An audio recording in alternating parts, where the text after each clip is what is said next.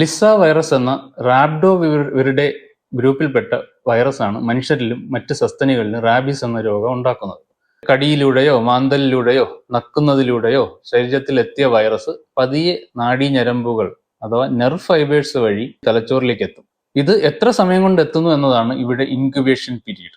ഈ പീരീഡ് 30 ദിവസം മുതൽ അപൂർവമായിട്ട് 25 വർഷം വരെ ആവാം. 2009 ഗോവയിൽ 25 വർഷം മുമ്പ് നായയുടെ കടിയേറ്റ ഒരാൾക്ക് പേവിഷബാധ ഏറ്റതിന്റെ വാർത്ത ഗൂഗിൾ ചെയ്താൽ നിങ്ങൾക്ക് കിട്ടും. ഇങ്ങനെ വൈറസ് മസ്തിഷ്കത്തിലെത്തിയാൽ അത് നമ്മുടെ കേന്ദ്ര നാഡീ വ്യവസ്ഥയെ ബാധിക്കുകയും പനി, തലവേദന, അമിതമായ ദാഹം, വെള്ളമിറക്കാൻ പറ്റാത്ത അവസ്ഥ, വായിൽ നിന്നും നുരയും പതയും വരിക, മനോവിഭ്രാന്തി, പക്ഷാഘാതം തുടങ്ങിയ ലക്ഷണങ്ങളൊക്കെ ഉണ്ടാവാം.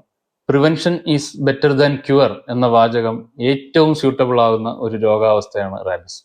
അതുകൊണ്ട് തന്നെ എങ്ങനെ പ്രിവെന്റ് ചെയ്യാം എന്നതാണ് ഈ രോഗത്തെ സംബന്ധിച്ച് നമ്മൾ അറിഞ്ഞിരിക്കേണ്ട, പാലിക്കേണ്ട ഏറ്റവും പ്രധാനപ്പെട്ട കാര്യവും. ഇന്ത്യയിലെ റാബീസിന്റെ 90%-ലധികവും തെരുവ് നായകൾ കടിച്ചിട്ടാണ് വരുന്നത് എന്നാണ് കണക്കുകൾ.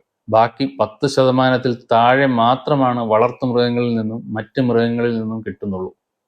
അപ്പോൾ ഇതിൽ ഏറ്റവും പ്രധാനപ്പെട്ട ഒന്നാമത്തെ പ്രതിരോധ മാർഗം എന്ന് പറയുന്നത് തെരുവ് നായ്ക്കളിൽ നിന്നും കടിയേൽക്കാതിരിക്കുക എന്നത് തന്നെയാണ്.